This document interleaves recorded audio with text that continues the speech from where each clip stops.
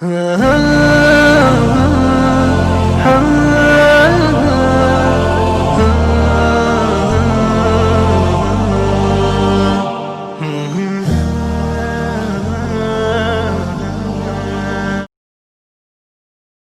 باللہ من الشیطان الرجیم بسم اللہ الرحمن الرحیم۔ ہم سے یحییٰ بن بکیر نے بیان کیا، کہا کہ ہم سے لیث نے بیان کیا، ان سے عقیل نے، ان سے ابن شہاب نے، انہیں سالم نے خبر دی، اور انہیں عبداللہ بن عمر رضی اللہ عنہما نے فرمایا کہ رسول کریم صلی اللہ علیہ وسلم نے فرمایا، ایک مسلمان دوسرے مسلمان کا بھائی ہے، بس اس پر ظلم نہ کرے اور نہ ظلم ہونے دے۔ جو شخص اپنے بھائی کی ضرورت پوری کرے اللہ تعالیٰ اس کی ضرورت پوری کرے گا۔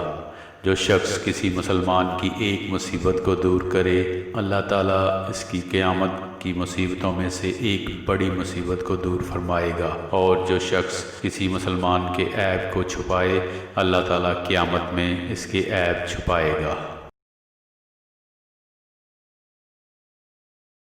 اعوذ باللہ من الشیطان الرجیم بسم اللہ الرحمن الرحیم۔ ہم سے سلیمان بن حرب نے بیان کیا، کہا ہم سے شعبہ نے بیان کیا،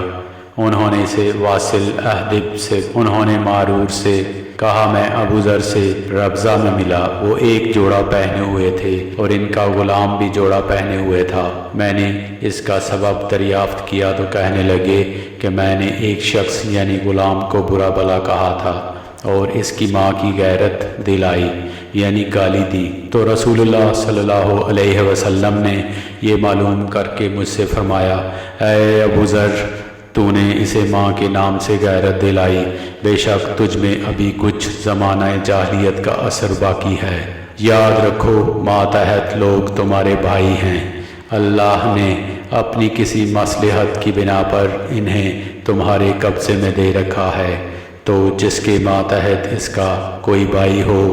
تو اس کو بھی وہی کھلائے جو آپ کھاتا ہے، اور وہی کپڑا اسے پہنائے جو آپ پہنتا ہے، اور ان کو اتنے کام کی تکلیف نہ دو کہ ان کے لیے مشکل ہو جائے، اور اگر کوئی سخت کام ڈالو تو تم خود بھی ان کی مدد کرو۔